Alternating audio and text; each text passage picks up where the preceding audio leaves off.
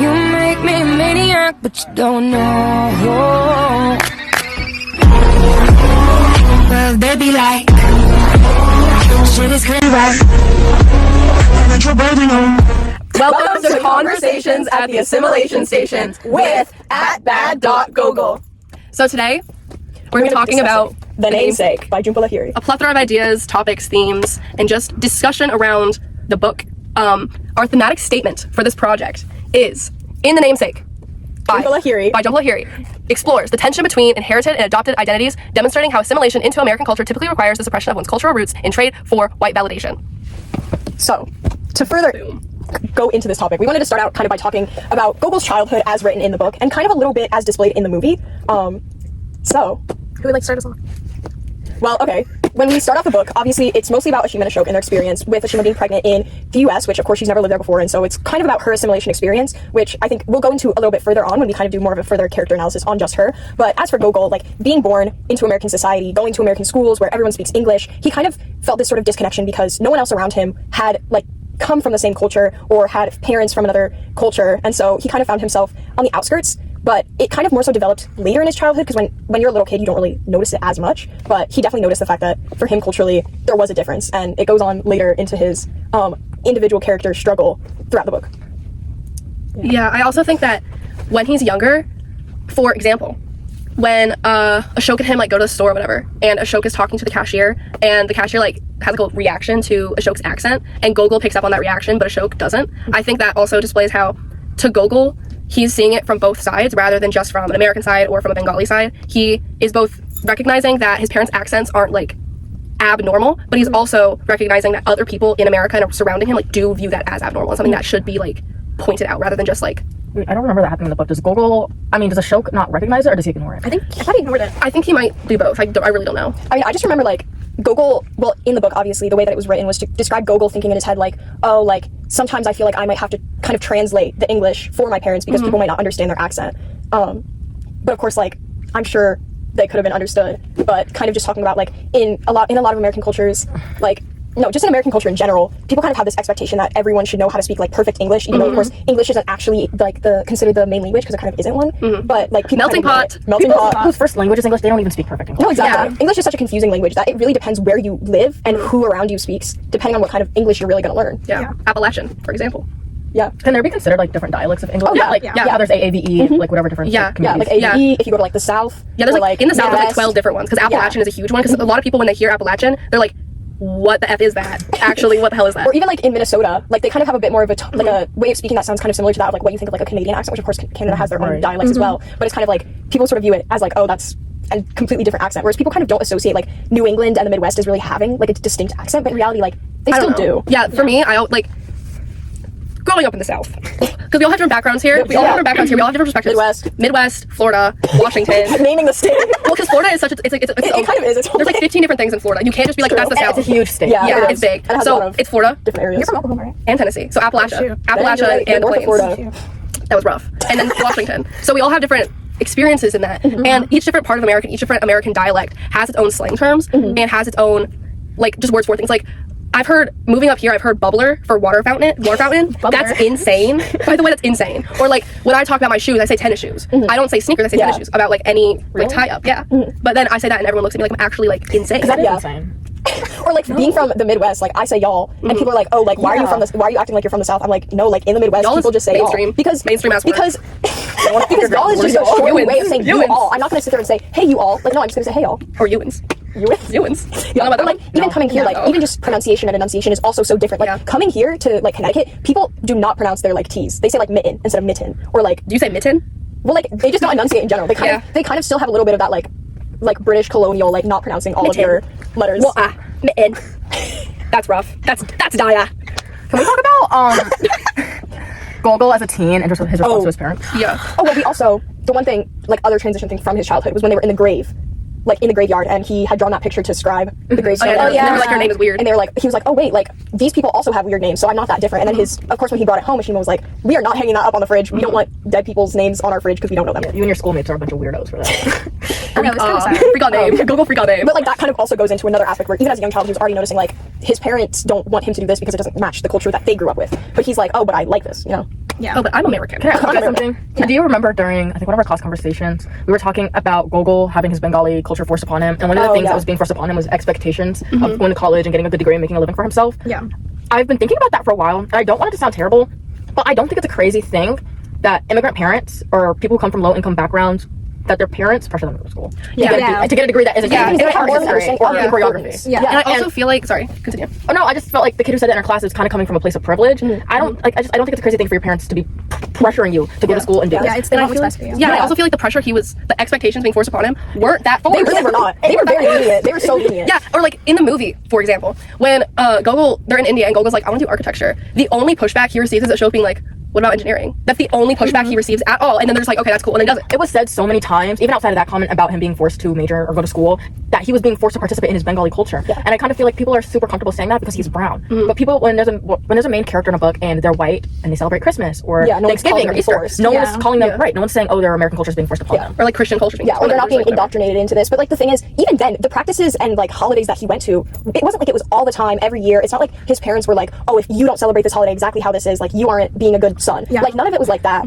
It was just kind of like your entire family's going. It's a way to connect with your culture because no matter what, you can't really escape like a part of your like ethnicity and your culture. Like it's still a part of you, whether you choose to embrace it or not, which is Yep. but The hose. Who the fuck is messaging you? We'll cut this out. We'll cut this out. Hang on. I just feel like what you were saying, I feel like people wouldn't be talking about the expectations for his schooling and like for his degree if he wasn't Asian. Yeah. If I was an immigrant and I moved all the way from India to come to school and have kids here, I'm gonna force my kid to go to school too. Yeah. And get a degree that isn't in something like art or bracelet making. Like, and that's only common sense. And it's a reasonable expectation from the sense that his parents alone came because Ashok got a job and wanted to go to college in order to get a higher education so he could build that like strong economic basis for his family so that his son could have a chance at a better education Doesn't and could have a have chance a to go further in PhD? life. He does. Yeah, he does. I think so. So and like What did he teach? And Ashima was getting an education before they moved to It was America as something well. in STEM, right? I think so. Well, it's also mentioned in the book, I think maybe by Gogol, that once a week their parents cook them American foods. Yeah, They get yes. to celebrate Christmas. They get to participate in American culture because their parents know that they enjoy that and they go to school with kids like that. And I think that's their parents' way of showing that they're making an effort to make him And they realize feel assimilated. both So cultures. I think it's just unreasonable and unfair to say that he's being forced into being Bengali. Especially because it's like even when you remove like the religious aspects to like Christmas or like Easter or like those holidays, they're still very much associated with like Anglican culture. yeah, I would I mean, I think that's almost the implication that if he's being forced to be Bengali, what's the default? Yeah. the default would be American. Right, and I think I'm kind of almost thinking of that as a microaggression. Like, Yeah. I don't want it to be stretching that. I don't feel feel like stretching. yeah, No, we're in an Asian American class. Stand up. The stretching, and it's not even that far stretching. Yeah. Because it's weird. It's weird. I don't like it when like we're talking about Gogol and they're like his expectations for becoming an engineer are so high. No, they're not. Yeah. You're just saying that because he's an Asian kid. You're just saying that because you're like, oh, wait, he's Indian, guys. He's gonna go to MIT for engineering. We know it. Like, let him live. I felt like that with Babel too. I feel like it's the main character. Instead of it being Robin, it was Letty moving that movement. They wouldn't have said those things about calling Robin, like comparing him to Al Qaeda, or he was a terrorist, or he's doing all these terrible things and he's wrong. Yeah. If Letty was the one blowing up a bridge, they would have been like, Go, she's Letty. doing what she has to do Yes. and fight for her right. And that's like the double standard of like, oh, it's a white person doing it versus a person of color. What's that one saying where it's like, give me liberty or give me death? Oh, Yeah. yeah. Yeah. I won't be like, wait. If it was Letty saying that, then it would have been okay. She was practicing and exercising her rights. Yeah. And I feel like Letty and Maxine have some stuff in common. They do, for sure. For example, when Gogol is finally starting to like get back in touch with his Bengali culture after Ashok's death, which we can discuss more later, when that's finally like occurring to him and he's having all these like he's having a rebirth of sorts. Yeah. Maxine is like, what about me? And starts crying because she's not getting her way. Yeah. Yeah. I see your And that can connect to Letty when Letty's always like, She's not accepting of the fact yeah. that, like she's not really accepting of the way in which they process things or the way in which they like experience life. Like she wants them to have the same experience as her, and she like can't acknowledge the fact that it is different for them. Yeah. And it's so similar to the way Maxine was like not accepting of the way Gogol wanted to grieve. I understand what you guys are saying. I know I've already said this before, but like I feel like I can't fault Maxine for that because the entire time that's what Gogol was chasing. Yeah. He's trying to get closer to whiteness and American culture, and his way of doing that is dating Maxine, following what she does day to day, and becoming a part of her. And that's what he wants. That's what he's dating her. So for his father to pass and he starts grieving, why what he's been chasing all along change for this particular instance? Yeah. I think that by breaking up with Maxine, it just cemented that he was really starting to chase what he wanted to instead of just that careless Americanness that Maxine represented, just like how like in The Great Gatsby, the carelessness was an Americanness of like culture was represented by Gatsby in his parties. And Maxine is kind of that, especially in the movie when they're throwing this big ass party. Right. And also I wanna mention that random ass lady at Maxine's parents' party who like went up to Gogol and they were like, Wait, I this is wanna find out. Maxine's So mad. this is Maxine's Indian boyfriend. And then didn't she ask like, oh, like you don't get sick or something? That made me so mad while reading it. I was like, I just like Maxine just makes me so mad, and I understand her character, and I understand why she's reacting this way, and I understand like that's like the entire point of her character, but it also just it can't make me just like her for it either. Yeah, I definitely don't like her either. Yeah, it just she just PMO, bro. I feel like he also kind of like starts to realize that when he like, I don't know if you guys remember or if I'm making it up, but like when his father like shaves his head when he's younger, I think he kind of questions him about it. And it's kind of weird, but then he does it when his father passes. So that's also kind of like the transition of kind of just accepting his culture and realizing like maybe the Maxine's lifestyle is what he wanted. Yeah, and I think like part of the not fully blaming Maxine is the fact that Maxine is also meant to like kind of represent the system of like white culture and how it puts pressure on people to assimilate in the way that like into this ideal of like whiteness and American culture. And so I feel like the reason why we can't fully fault her is because this is how she's lived her entire life. And it is true that Gogol was like giving into all of that. But then it took like a drastic event of his father dying, a thing where he wasn't staying connected. He wasn't really truly staying in contact with his father. And so in some ways he felt like he kind of had to like reconnect with that aspect of his identity, because now that his father is missing, like he needs to kind of find a way to reconnect to his father, and the closest way he can do that is by following the culture that his father cared about so much. I also one thing that I want to mention is that in the movie, I don't know if this wasn't the same as in the book, but in the movie, a prime way, like a way that was done really well. I thought was done really well was how that transition was represented. And in the movie, after Ashok's death, you know, he shaves his head and stuff, but he also, when he meets Ashima and Sonia in the airport, that's the first time we hear him speak his native language. The entire movie up until that point is when Ashok dies, to like represent how he's actually like he's fully starting to really accept himself, and the Bengali side of himself is like starting to actually show through the entire rest of the movie. He's just like this random asshole American kid who is going to Yale, which by the way wasn't discussed anything in the movie, but whatever. Really? It wasn't like anything in his college. Nothing I in don't think college Rupert was there either. No, neither was Bridget. Who's Bridget? The The woman Mary. he cheated with. He cheated? Yeah, In the book. What? I don't remember this. Remember, he met like Bridget. I forget. I think it was at the gym or something. He met Bridget and noticed she had a ring on her. Oh, finger. yeah, yeah. And then he knew she was married, but he kept continuing to have this. What was he saying at the time? Yeah. He was?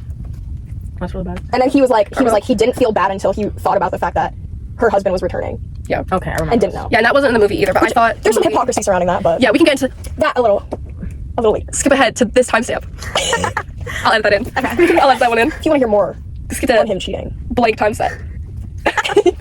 But yeah, so I think like, I mean, if we're gonna talk about Ruth in college, so Ruth was kind of like, aside from when he was at the college party and was like, it wasn't Gogol that kissed her, it was Nikhil. Aside from that, like insane lines. It wasn't Gogol that kissed her. it was Nikhil. Aura? Was that Aura? I think the line was kind of cringy, but I think it also got the point it did got get the point across where he was like switching his two identities. Yeah, that's Aura. That's absolute Aura. I enjoyed his relationship with Ruth. Yeah. But I think Gogol only likes white girls. Yeah. Yeah. At least in the beginning. I don't even think he was really attracted to Moshimi that much. Yeah. And on their first date, I felt like he showed up there and he felt like he was doing her a favor by even being there. Yeah. But he notes the hair on her arms, or how she smells like wet moss and prunes. Or he says, "Oh, I never expected to be attracted to Moshimi, whether it's because she was a family friend of Brown."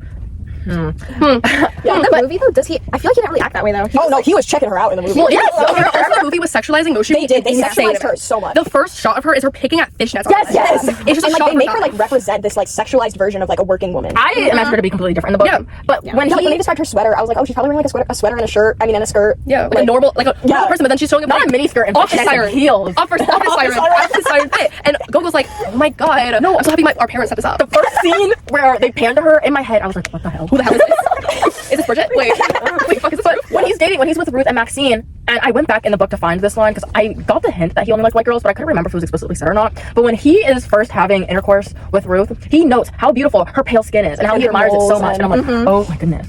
Yeah. It's like, and all the traits that he knows about Moshimi have a negative connotation about her hairy arms or how she smells, or he didn't ever expect he would be attracted to a brown girl. Yeah. It's also all in like contradiction to Ruth and to like all of his other white girlfriends, because when he talks about like how she smells, he also talked about how Ruth and Maxine smelled. Especially Ruth, he was always talking about how she smelled. Yeah, I mean, I think that that's part of it, is that like when he was with Ruth, that was his first like adaptation of like dating a white woman. That was his first time, like, well, dating anyone really, but you know, specifically a white woman, because he never really wanted to date a brown woman because he thought that it would be too much of him like Into being Bengali. Yeah. And so like when he's dating Ruth, right, we notice this dynamic where it's mostly like, you know, they talk about things that they have in common, but then he's also constantly talking about how beautiful she is, her pale skin, talking about all of these like Western beauty standards in like the white perspective. And then later on, same thing with Maxine, and also like talking about her wealth or her family dynamics, talking about how like she has so much freedom and he feels like he doesn't really have that same freedom because he doesn't have that same relationship with his parents, even though in reality, like when you compare them, like it's important to have boundaries with your parents, and she kind of didn't really. Yeah. And like then when we go to Moshimi, it's not that he like, it's like he's surprised by the fact that he finds her attractive because he denied his Bengali culture and part of his identity for so long that now he's like, wait, like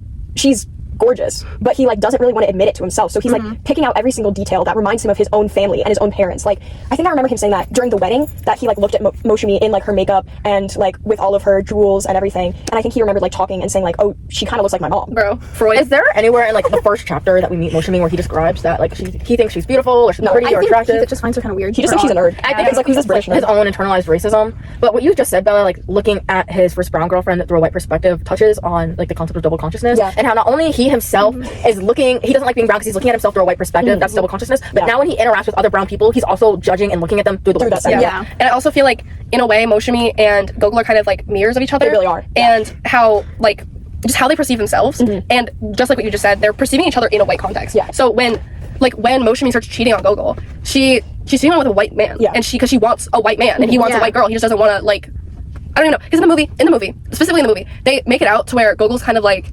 changed so much to where it'd be impossible for him to ever not like want Moshimi so bad. Yeah. But then in the book, he's like, okay, I just Yeah. And I mean, like, we can also look at it too, like, Gogol grew up in this Americanized culture. And then for Moshimi, she was in England. And as we know, historically, England colonized India. And so I feel like she also kind of has a bit of that, like, pushed into her character a bit, in the sense that, like, since she grew up in England, she had a lot of those values. And, like, although England still somewhat has, like, a connection, it's like she's this kind of, like, English white perspective on, like, society and culture. And then, of course, like, I think that was probably a bit intentional to kind of have, like, you know, she doesn't like watching TV like the American kids, but she likes reading like the English kids. I didn't or, catch like, on to that. Or like stuff like that, like French literature. Yeah, French literature, like this more European white perspective. And so like that too, like they both have this sort of double consciousness of like being white and Bengali, but it's kind of a different version of white culture, even though it's still like the same innate values of like whiteness being superior. That's, oh my gosh, I didn't even think of Moshimi in that context. Yeah. I reading the book felt like she was a little bit more comfortable being brown at least, but we also don't see all of her thoughts like Gogol. Yeah. We get way too many of those thoughts. Well, I missed that about the movie. And I think his thoughts do two things. Like in the book, knowing all his thoughts and having his like inner monologue, it makes at least me not like him as a character, because his thoughts, he doesn't like himself. Yeah. And he projects that onto other people. However, in the movie, I miss having that part because I like knowing what he's thinking. However, it also makes me like the Gogol in the movie a lot more because he doesn't have all those terrible thoughts. Yeah, and I feel I liked how the movie represented his struggle with his name by like the subtle things, because one thing I wish it did do was externalize it more, because he was externalizing it a whole bunch of them. But so I think that could have done that more, but the internal ways they showed it, I think were done really nicely. How when they're talking about giving Gogol his good name as Nikhil, and one of the aunties is like, they're gonna call him Nick, and then later in the movie it's his birthday cake that Maxine and Maxine's family made him, and it says happy birthday Nick. And how the movie almost like brushed past him changing his name, because for him it was such an insignificant thing, because it was just like, oh, I'm gonna do this now, and it's not gonna be a big deal, and it wasn't a big deal. And I think that when Moshimi brought it up with her friends, and he kind of blew up at her in the taxi, I thought that was, it could have been done better, but that was his first real externalization of his internal conflict in the movie. This is all in the movie, not the book. I thought it was done well, just because Moshimi was kind of just like, whatever, I do not care, those are my friends, I'm drunk, let's go home. And I think that's when in the movie we really see how Moshimi doesn't like herself either, because when they get home, they do this like montage of her just being like sad and going back to French literature. She wasn't reading it until when she met Gogol, but now she's reading it again, and then she meets Pierre, and she reconnects with Pierre and all this stuff, and she's talking about how she denied a teaching job for him, and she doesn't like becoming her mother, and we don't see that in the book really, because again it's all about Gogol and about his thoughts, and I think in the movie we see more of how his actions and what he's doing affect other people, and how their upbringing and what they're doing also affect him, rather than just like, and like even the fact that she kept her wedding dress, where she was gonna have a white wedding dress when she was gonna marry Graham. What was his name? Yeah. Okay, I mean, I know we don't like Gogol, but is it Gogol's fault that he doesn't like himself? No, because he's baby. What? Gogol's had a baby. I think, and especially because this is the 60s, and we definitely need to take that into consideration. It's a sort of self-loathing. At the time, and even still today, the default is white culture, and that's the norm, that's what's expected of you. But I also feel like Gogol lets that affect him too much internally. Yeah. Like he can try to blend into white culture, and I would say like that's acceptable. He's in the 60s and he's doing what he has to do in that time period. However, I think what happens is he takes it too seriously, and he not only internalizes that and starts not like being brown, rather than also just practicing white culture, but also taking it out on his brown peers. Yes. And I also think that especially you can't blame him. You can't blame him. I don't like him because of how he treats Ashima and Ashok. Because of that. Because Yes, oh my he gosh. treats he's like, he treats them like it's their fault for being immigrants. Right. It's so it makes me so mad, because what are you doing? What are you doing? What are you doing? Your dad is giving you this like heartfelt gift. He's telling you about like this thing that was so traumatic for him, and you're just like, so why'd you name me it, bro? And then also, Ashima and Ashok, yes, they're from India or Bangladesh, but they're living in the same America and experiences, and they've been there longer than Gogol has. So yes, Gogol is facing the external pressures of white culture and that being the norm, and he's practicing that as a result. But not only is like we said, he internalizes it and takes it out on his brown peers, but he treats his parents badly as if they're not going through the same experiences that he is, and they're not taking it out on their kid. You know, that they don't like being brown or they're facing all these experiences. They're still practicing white American culture. They're still going about having white friends and friends who are also Bengali, and so I think that shows where Gogol is really taking that as an insecurity, and that's what makes me not like Gogol, because his parents and him are going through the same thing, but he is exercising that experience in such a more, I don't want to say hateful, but he just wants to be a victim. Yes, he just wants to be a victim so bad. It's like when people are like having a conversation. It's like today in 2025. People will go on a TikTok and they'll see like a fucking relationship. Sorry, we'll believe that. But they'll see like a relationship coach, and they're like, if someone is crying in front of you during a serious conversation, they are emotionally manipulating you, and you need to get out of there. Yes, what is that? Or they're like, if your partner tells you that they don't like one of your friends, you need to get out of there. They're controlling your entire life. This is not like healthy way to trap. It's not a healthy way for anything. And Gogol, like people who follow those crazy ideals, he wants to be a victim. He wants to be a victim so bad. And I do think that some of his experiences are different from Ashoka Ashima just because of how he's growing up. American versus how they didn't grow up American, but at the end of the day, when he is an adult, they are experiencing the same things. He is going to an Ivy League like Ashok did. He is getting a higher education like Ashok did. And he's experiencing all these things that his parents also had to go through being immigrants. Adding on to what you just said, he's more privileged than them too. He's still taking out he's still taking it out in a less productive way than his parents are. And you could argue growing up in India, of course, they're not going to have as much money, resources, or schooling as someone might have in America, but he's privileged in a way that he's growing up in America, his accent is not as strong as them, and he's going to an Ivy League. Yeah, I also feel like Ashima and Ashok experience more, I guess, like quote unquote hateful experiences than I feel like Gogol does, because he'll be like, I'm really insecure that people can't like pronounce my name right, or they struggle. Like that can be normal for any. I feel like, I don't know, because I feel like we see like in the cashier incident that like Ashok like experiences these like this like subtle like discrimination almost, but then Gogol freaks out over like a teacher talking about someone with his name, and it's like it's not that deep. It was never that deep. It's the victim mentality.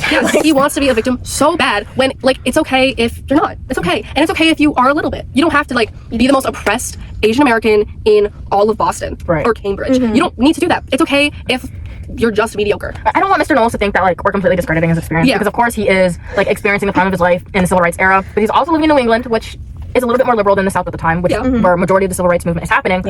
And he does still probably, which we don't see, discrimination, microaggressions, and mistreatment from others, especially white peers. However, I think our point still stands where he takes that out on others, and his parents and the same brown people around him are experiencing the same things, and yet they're not internalizing it as much as he is. Yeah, and instead of like coming together like his parents build a community surrounding his culture, he tries to escape that. He pushes it away. Like how one of his brown cousins gives like does a panel talk, and he comes up to Gogol at the end of it. He's like, why don't you come? Was it like an Asian Student Association or some sort of club? And then he said that he was like, oh, I'm too busy or something. What was it? Like, well, ABCD, I think it was the American Bengali. Oh wait, no, I think it's like, well, he gives an excuse. American something confused Leslie, I think. Yeah, he was like, I just want to go. It's like where you feel disconnected from both cultures. Yeah, I feel like he feels disconnected from both cultures, but I also feel like he pushes away his Bengali culture. He doesn't feel connected with it because he purposely pushes it away. And that's no one else's fault except his, and internalizing all the racism and the white American norms that he internalized. Yeah, I mean, I think like part of the aspect of the reason why he has this sort of victim mentality is mainly because Ashima and Ashok moved as adults. They moved to the US. So they already had grown up as kids and teens in a country where they aren't a minority. And then they moved to the US already as adults. So like they don't really take it as personal. But for him growing up, seeing the like teen boys writing gangrene instead of his like to make fun of his last name, like he sees that and he's incredibly upset because he feels like it's an attack against him because he's growing up and he's different from the other kids because he is not white. And so he takes it so much more personally, as if like the Bengali aspect of his identity is what makes him like get made fun of. And the thing is, of course, a lot of the times like when he's talking about the name Gogol, like it's him internally like thinking that everyone around him is making fun of him, but of course it's just his own perspective of like, oh, my name's different. It's like the fact that his name is different or the fact that his culture is different is what he hates because he wants to blend in. He doesn't want to be different. He wants to be the same as like Maxine or Ruth, or he wants to be Nick. He wants to be Nick. He doesn't want to be Nick. Would it be wrong, like in a theoretical world or in a different book, where Gogol does all these wrong things, or he pushes away his parents or his Bengali culture, or he purposely doesn't try to build a community around him of people that look like him? Would it be wrong that his parents don't like that? They stop talking to him, and then he wants to be a part of Bengali culture, and they're not willing to like open that up back to him. Like, is that wrong? I don't know. Because the way he treats them, because they're brown and Bengali, is if he was white, I feel like he'd be treating his parents a little bit different. Yeah. And I feel like he treats them, I don't want to say badly, might be too strong, but in a not so nice way because he's brown and doesn't like that. We all think about unconditional love. Yes. Yeah, I feel like it's more like prolonged teen angst. If they cut him off for that, is that wrong? I feel like the death of a show kind of already kind of did that. I think that was the first like realization, but I see what you're saying. Like, I don't think it's like, maybe I should put this in a different No, I know what you're saying. I mean, I feel like I don't know if it would be wrong. I feel like it would just be like Like, say a hard decision. Like, say I have this friend who's black and, you know, they're struggling with a lot of internalized racism. They don't like being black. They feel insecure about it because of their own racism that they experience, and they take it out on their black peers or, say, me. If I cut them off, right, and a couple of months along the road and they realize, like, oh, maybe I was a little mean to you because you're black and I don't like being black, so I take it out on you. Is that person wrong for not wanting to accept them back because of that? No, anytime someone wants to, like, forgive or accept someone, that's in their own right. Yeah. And, like, I think that the thing is, in Bengali culture, family is so important. Like, that is emphasized throughout the book. That's the reason why Ashima always stays by Ashok and she's always there, like, because that's the role she grew up understanding and knowing. Like, family is important. That's why Ashok wanted to work in order to make money for his family. And, like, I think that that's kind of the thing is they would never push Gogol away because they love him. It's that unconditional love where even though he wants to be so Americanized and be so white, they will love him no matter what because he's still their son and he's still a representation of something that brought them together and like something that like they've raised in a different country, which already makes it more difficult because you're in a new area that you don't know. And so like he's kind of that representation of what first really connected Ashima and Ashok. Yeah. 1 second before we get too deep into that. I'm gonna say one more thing about the victim thing. I do think it's really important we don't discredit like that he is facing like a lot of racism, especially for the time period and everything. But I also think a large portion of his victim mentality is because as he's running away from Bengali culture and running towards American culture, he can never really reach American. He can never be American because of the fact that he is brown. And for that time period, nobody's gonna be like, yes, King, stand up. Nobody's gonna be like that. So he just uses Bengali culture as something to almost fall back on until Ashok dies. That's what I was feeling like. Yeah, and I do think that that's where his victimization of himself comes from. While he is, like, by textbook, he is a victim of racism, obviously, he is also, like we said before, using that as a tool to just put other people down. Like, they're experiencing racism. They were in America in the 50s. Yeah, think about that. Think about that one. Think about that one. Bad.Gogol. So think about that one at bad.Gogol. And it was even worse before the civil rights movement, so it's kind of dramatic, low-key, but... Yeah, and if we want to talk more about Ashima and what you were saying before about the like growing up with Unconditional love. the family like, certain aspect. norms, not gnomes. Her family gnomes. Ashima's family gnomes. Let's talk about those ones. If we want to talk about that, we can talk about that. Because there's a little book Hasana has hidden away that we could pull out. Shout out to Mr. Knowles. At Mr. At Mr. Knowles Bad.Gogol. for giving me gender inequality. I've been reading this book for the last 2 days. I'm not that far into it. Okay, I'm only on page 53. The first chapter was about what is liberal feminism. That's the feminism that most Americans think of when they hear the word feminism. And then the second chapter that I'm currently on is about Marxist feminism. And I thought I would be a little bit more inclined to be in agreement with Marxist feminism rather than liberal feminism. Because liberal feminism does sort of neglect how feminism looks different for different reasons. Yes, the intersectionality of feminism. I shout out to Karl Marx. That was my heart to him. Okay, I do have something to tell you though. Yeah. One of the critiques that is explored in this book for Marxist feminism is that they often also neglect that feminism does look different for a brown, or black, or white woman. But what I do appreciate about it is, I'll bring us back to the conversation we had a couple weeks ago about how we were talking about, is Ashima a feminist? And sure, maybe Ashima's a feminist, but what a white American is thinking as a feminist is she's going to be taken out of the home and going to be oppressed as a worker. And what Marxist feminism is talking about is how, as a worker and being a woman, if you have kids and a family, that family should be connected with the workplace because your workplace is like, how do I explain this? Is affecting your family. And so it's like a woman has this double standard. Does she, as an employer, you want an ideal world. In an ideal world, in capitalism at least, you're expected to put your job above everything else. That's how you make your money. That's your priority. But as a woman, you're expected to put your kids before everything else. And to put your job before your kids makes you a bad mother. And so Marxist feminism does want women to work, but also not have the expectation to work if they have kids, and being able to balance out their work life as well as personal life. They're arguing that when you have children, there should be subsidies for childcare, or workplaces should have places where there's community childcare, like day centers, or like places you put your little infant in for the day. And also, I came across this a couple of months ago, whether I know it's true or not, but Karl Marx does get a lot of critique for allegedly being racist. I don't know if it's true. I haven't read much of him. I know what communism and Marxism is, but whether he was racist or not, I don't know. I feel like with a lot of historical figures, especially like philosophers, and there is undertones of a lot of or things, even or overtones. That's one of my things. With Sylvia Plath, I read the Bell Jar. Oh my god, I hated the Bell Jar. I'm sorry, I did not like the Bell Jar. The entire Bell Jar was just like, guys, it gets so much hype on the internet too. It does, and I was like, okay, so this must be like a good book. This must be a good starter. Sylvia Plath. I'm gonna get it. I'm gonna read it, and I'm gonna love it. I'm gonna love it. I started reading. I was like, the literal first chapter. I'm like, okay, why is this just like racism 101? It's literally the go-to book to read in public if you want to look performative. Yeah, oh my god. Sorry, I'm sorry. I hate people being performative so much. Steering back into the feminism aspect of the characters.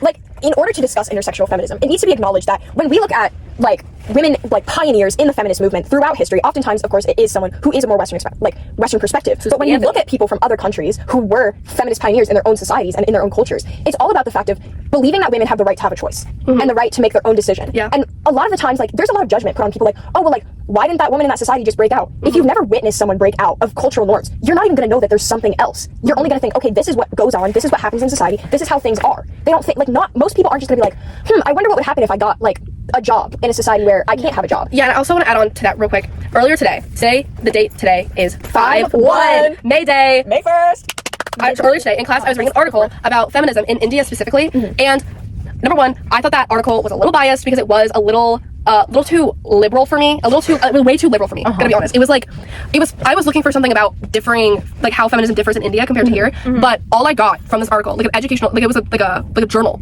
kind of thing. It was just like, well, women in India, they are fighting for the right, for equal rights all across. I was like, what are you talking about? And then I read another thing, and it was talking more so about how in India, with how culture plays a role in the balances between men and women, it's harder to like rationalize what would be misogynistic compared to what would be the norm, and what would be a misogynistic norm over all of that. Because when you're like, oh, is Ashima a feminist or not? Yeah, she kind of is. Because even if we're thinking about it in terms of like her, when she's in India specifically, when she's in India, she's getting an education. She is already breaking out of that norm of women not getting education. She's not married in India until she meets Ashok, and I don't know how old Ashima is when she's in India, when we first like we don't meet her in India, but when she is, before they get married, I don't know how old she is, but she looks like she's in her 20s. You're right, early 20s. So that would still be pretty old. Education. That would be pretty old for someone in India. Because she managed to push off getting married because she wanted to pursue her own things. Yeah, and in India, dowries are a really big deal, and a lot of feminists in India are very focused on dowries because of how oppressive they are in what's the word? Like the caste system? The caste system, yeah. How oppressive they are in the caste system. So when Ashima is like getting an education, she's not married. A lot of girls in India get married off in their like pre-teens or mid-teens. It's different. So when she comes to the US and all of a sudden all these Western ideas are pushed upon her, and like you were saying, it's just get a job. That's what feminism is. Escape it's just the nuclear family. Escape the nuclear family. Which already doesn't really exist in India. There isn't really this idea of a nuclear family, like only having parents and children. They have grandparents, you know, like so many other people, creating a household that's more of a community than just the idea of like a nuclear like capitalist family, in which the woman is the house like maker and the husband is the one who goes out to get a job, which is also like breadwinner. Yeah. Wait. And heteronormative. Yeah. So I think it's kind of unfair to be like, is Ashima a feminist? Because number one, I don't feel that's the point of the namesake. I don't feel like that's what we like. She's more than just a woman. I mean, Yes, I love that. Ashima can be a feminist, but when I think of a feminist character, I think of a character that was put in the book for the sole reason of representing feminism. Me too. So she could be a feminist, and maybe she is. And like you said, she is, in comparison to the expectations put on her, she's acting in a radical way and deviating from those standards. But whether Lahiri purposely wrote that on purpose to represent her as a feminist, I think is going to define whether she's a feminist character or not. Yeah, I she agree. can be a feminist, but whether she's represented purposefully that way in order to be a feminist character is what makes her a feminist character. And I don't know if Lahiri purposely did that to represent Ashima as a feminist. And as a character. I feel like as an individual. Ashima could really just have her own book, just showing her own personal like. Sequel? I'm not reading. Not if it's about Ashima. I would read a book. I would read the Ashima one and not the Gogo one. Well, yeah, I don't want a sequel about Gogol. No, I mean like I wouldn't read the namesake. I'd rather just read About Ashima. Ashima. Or like even about like going deeper into Ashima and Ashok's relationship, because Gogol had this perspective that like their relationship wasn't ideal because it was arranged, and he didn't really like the idea of having an arranged marriage because once again he's trying to reach the aspect of whiteness. But Ashima and Ashok had this kind of like underlying more quiet love and respect and care for each other that arguably in the book. Oh my god. Hello. That arguably in the book We can record on was someone else's phone, and then like when you we can just put the that arguably in the book was the most healthy relationship that we witnessed. Well, during one of our class discussions, we were talking about arranged marriages and the dynamics between Ashima and Ashok. It was that Ashima and Ashok don't really love each other, and that's one of the reasons why Gogol didn't like his Bengali culture, because his parents didn't love each other. But like That's they do.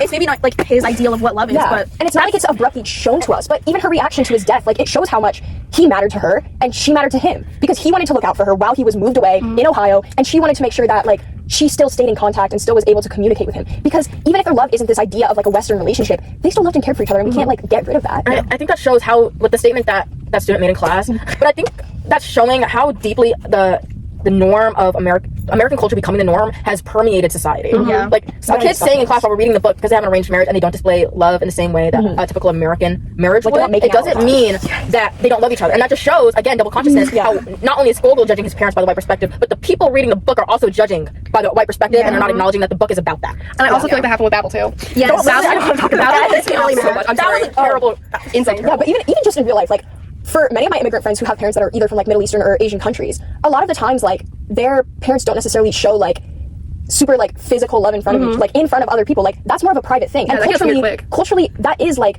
a big thing in a lot of other countries. It's not like outright literally going onto the subway and seeing people making out, you know, like that's not really a norm. I mean, maybe like can't say the same for Europe, but or America, but like that's the point, is that it's like culturally, again, the default is like white American culture, and we were reading a book that is about double consciousness, people judging themselves through the white perspective, because that's the majority and norm. And I think it's unfair to say things like that when the point of the book is to acknowledge and point those things out. Yeah. and Ashima's pregnancy.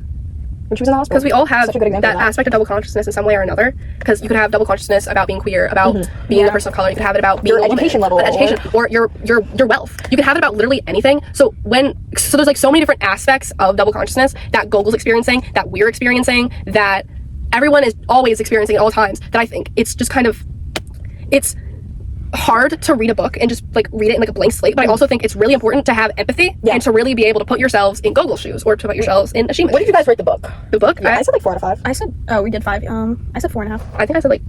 I think I said 3.5. Yeah. Okay. I don't want to make this into a big deal or anything. I also enjoyed the book. I give it like a 4.5. But I noticed a certain group of kids in our class rated the book like a 1. Really? Yeah. I Really? really And Babel, when Mr. Knowles asked us to also rate the book, all Also kids low. rated the book poorly, and their answer was, there was some I zeros. couldn't. I know. 1, 2. Oh, I didn't like the book because I couldn't relate to the main character. You don't have to relate to the main character to enjoy a book. And also, I know. Have That's to the whole empathy. point of the book. Empathy. The whole point of the class is to put yourself in the shoes of the Asian American experience. Yes. Learn about their history, their experience, their culture, putting that into literature, which deviates from the classic of reading of Mice and Men or any other classic that is going to be typically taught in a history class. So come into an Asian American history class and rate the books poorly about Asian American not from a Western experiences perspective. because you don't like how you can't relate to the characters. It's a privilege that they crazy. can't relate to it. Exactly. When everyone is constantly defending Letty instead of any of the other characters when they make Yes, mistakes. they were so mean to her. Professor. So bad. When you pick up any other novel in a public library, 90% of the time, the main character is going to be a white dude. Yeah, you'll relate to them. You'll relate to them. It's okay if you're reading Babel and Robin's getting beat for reading a book and you're like, guys, It's not that bad. wait, guys, he apologized. Not everyone has to like the book. It's not going to be everyone's cup of tea. But I feel like It there were wasn't even my certain favorite book, but it's not because of the character. I feel like there were certain kids in our class who just didn't appreciate the author's writing and creating his the book. experiences. Yeah. Like, you don't have to like the characters. You don't have to like Robin. You don't have to like Gogol. I don't like Gogol. You don't have to even like the book. But I feel like now reading the it's book easier. poorly disregards the author's writing and their appreciation for the experience, And his their culture, goal. and history that she's putting into the book. You don't have to like it, but appreciate what the author is doing because that's why you're in the class. I think there's a very distinct difference from reading it just because you didn't like, it's not something that you enjoy when you're reading. Right. And because you didn't relate to the character. That's literally a quote from a kid in that class. I know. We should probably get back more so to the book. Yeah. Do we want to continue with Ashima feminism or do we want to should we talk about Moshumi and Gogol being a hypocrite about cheating? I don't think we need to talk about this. I feel like we can say like what if you want to talk about it. Oh, but we did put that timestamp in that we would talk about. Oh yeah. So we should talk about Timestamp. it. This is Timestamp! Welcome back. So, Gogol is kind of a hypocrite. And it's kind of, you can view this also sort of double standard of like men versus women as well, and kind of like this idea of pleasure. Sorry guys, I'm getting a little deep into it. But Wait, that's a metaphor. Gogol.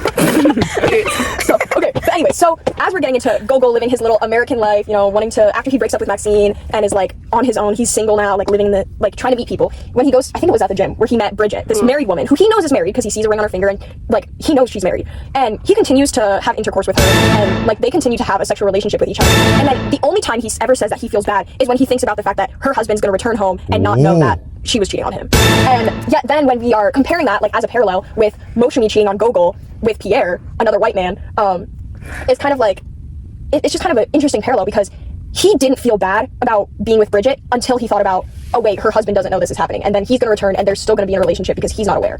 But then once he finds out that Moshumi cheated on him, like obviously he wasn't going to just be like, oh, like I cheated.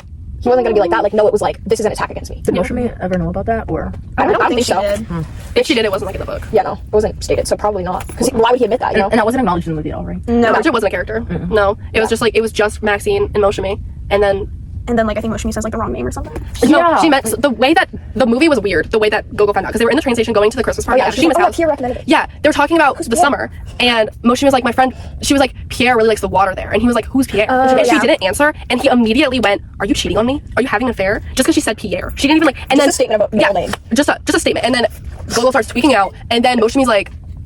And then he like slams her up against the wall, and he's like, He was really aggressive. He was like, what the heck? What the heck? And then he walks out. Yeah. That was it. He's like, why would you ever do that? But meanwhile, he did the same thing. Yeah. And that's where it's like the hypocrisy of that, like, sorry. It's like that double standard of like, it's okay when a man cheats, but when a woman cheats, it's more personal. Or like, oh, it's more emotionally involved. But it's like, how are we supposed to say that when Gogol did the same thing? He didn't care until he thought about the male perspective. Yeah. Shout out to gender inequality. Bye. Yeah. Shout out to gender equality. And double standards. Shout out to misogyny. Yeah, Misogyny. patriarchy. Patriarchy, misogyny. Yes. Do we have any other topics we want to cover? Emily's ego in relation to Gogol. Can you scroll down a little? I think that's the last one. Yeah, Just Bridget. not in the movie, which we kind of just. Yeah. Okay, Let me check the Oh, assignment. the ending. The ending of his character was like he starts reading the overcoat. Like finally, years of like his father's dead. After I feel like he knows who his namesake is, We did and then he's like, you know what? I'm gonna read the overcoat, and then he starts reading it, and he's like, wait a minute. I think Gogol's not that bad. Wait. And so like I guess that's kind of meant to represent that like maybe going forward after the book, it's sort of like he's sort of accepting this like that part of his identity, the part that he tried to push away so hard. But it's also difficult because we never actually see that fully go through. It's just like this idea that maybe he's gonna embrace himself more. We all came out of Gogol's overcoat. Remember that. Rest in peace, Ashok. You will be missed. I felt discontent at the end of the book. I know that the author, that was trying to be some sort of internal revelation for Gogol, that he was starting to appreciate maybe his culture a little bit more, his name, and his parents. But I didn't feel completely content. I sort of felt like at the end of the book, in the movie, he picks up the book, he starts reading it, and he goes, I think it goes like a flashback of Ashok saying, like, we all came out of Gogol's overcoat. And I didn't feel completely content or convinced that after that Gogol was gonna like being brown, that he was gonna appreciate his parents to the fullest extent as he should, and that he was, when going back to school or when working and being in New York City, he was gonna go out of his way to build a community around him where he both had peers that didn't look like him and did look like him. And I didn't feel convinced that was gonna I happen. kind of feel like it wasn't really like him like just really appreciating the culture, but more so his parents. Yeah. Yeah, and I mean, like, I think, like, that would be where it would be interesting to have, like, a little bit more development, but perhaps that's the reason why that was how the book ended, because we're not really supposed to know, I guess. It's kind of like, he probably doesn't know, and I guess it's kind of, like, meant to be that sort of, like, we don't know fully if he's gonna embrace this aspect of his identity, but there's a possibility because there's a chance of a rebirth. Like, he's reading this book that his father literally named him after because he felt like it saved his life. And, of course, it was kind of difficult reading the chapter, because obviously, you know, like, the next chapter, basically, Ashok dies, after telling Gogol that the reason he named him is because he almost died, and this book is what he feels saved his life. Foreshadowing. Yeah, of course, some foreshadowing there. But I feel like it's interesting because, like, when we look at Gogol's character, even after being told that, like, he was kind of more so upset with the fact that his father hadn't told him earlier, rather than upset with the fact that his father almost died. And this was such a significant moment in his life. But Gogol was thinking about it solely from his perspective. Yeah. He wasn't really thinking, like, wow, my dad almost died. He was more so thinking, like, why didn't you tell me earlier? Like, maybe I would have had more respect for my name. But the thing is, like, it's kind of frustrating because obviously, you know, like, Gogol doesn't fully understand the significance. And then when he's told the significance, he's more so upset that he didn't know this from the beginning. He just thought that Gogol was some, like, depressed writer who, like, lived a terrible life, and so he didn't want to be associated with that. Yeah. Maybe with a snotty attitude, he didn't have it. Then maybe his father would have told him sooner. Yeah. Also, it's kind of sad that it has to take the death of someone for him to Yes. really.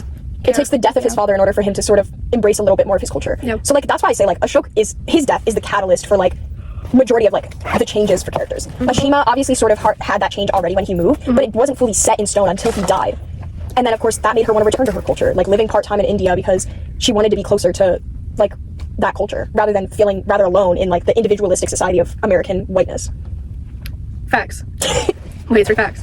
The seminar that you guys did in class for this book, did it go in as deeply or talk about all the topics we've talked about? I don't think it was that deep. We mainly talked like, 2 about topics. we mainly talked about Ashima and her feminism, and the general consensus on that one was just Now, Yeah. was that because kids wanted to talk about that, or was that what Mr. Knowles wanted? They had, like, first a few question. options, and it was the first one that popped up. So, Okay. Yeah. so yeah. I heard from other classes that, like, the feminism thing was also, like, a really controversial thing. Like, in one of the other classes, only one student said that Ashima was a feminist. And, Really? and I was hearing, like, the other students were like, oh, like, she's so weird for saying that. Like, obviously she's not. And I was like, probably Well, that was like, well, that was like the thing that I brought up in the seminar was like, hey, we're thinking about this a little too Western. I said, y'all, we need to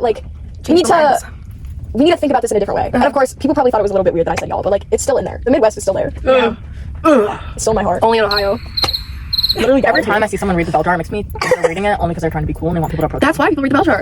It was the conversation. It was about Professor Lovell and how they were like, I'm really sad that Professor Lovell died, and I was kind of like, oh, Murder's murder, guys. oh my god. so this is just, we're going to be restating our thematic statement, which is in the namesake. Lahiri. Lahiri explores the tension between inherited and adopted identities, demonstrating how assimilation into American culture typically requires the suppression of one's cultural roots and trade for white validation. And we touched on that thematic statement by talking about things like Ashima and Ashok's immigration experience, how Gogol interacted with his parents not only as a teen, but growing into his adolescence and exploring the world on his own. We also touched on the thematic statement of the topic of white validation by talking about how he interacts with not only Moshimi and what that relationship does for him and how that affects his culture, how he views his culture, but also how he interacts with both Ruth and Maxine and how that compares and what that symbolizes in contrast to his culture. Thank you so much for Thank you for joining us. listening. Make sure on to like and subscribe to Conversations at the Assimilation Stations with @bad.gogol. Sausage. Okay. Peace and love.